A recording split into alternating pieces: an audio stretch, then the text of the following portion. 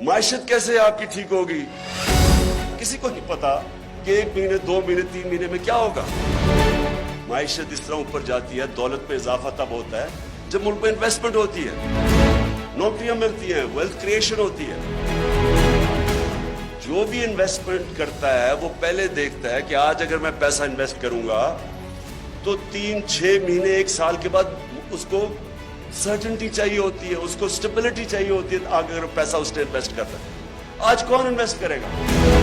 और ये अगर यही आपका ख्याल है कि बहुत बड़ी अचीवमेंट हो गई कि जी वो अभी सऊदी अरेबिया से पैसा आ जाएगा और उधर से आ जाएगा पैसा यूएई से या चाइना ने, ये तो कैंसर का इलाज डिस्प्लिन से कर रहे हैं। हाल इसका ये है पॉलिटिकल स्टेबिलिटी, और पॉलिटिकल स्टेबिलिटी सिर्फ आएगी फ्री एंड फेयर इलेक्शन से। और पॉलिटिकल स्टेबिलिटी नहीं आएगी, इकोनॉमिक स्टेबिलिटी नहीं आएगी, और इकोनॉमिक स्टेबिलिटी नहीं आएगी तो ये मुल्क तो नीचे जा रहा है, कर्जे चढ़ते जा रहे हैं, हल तो किसी के पास है ही नहीं।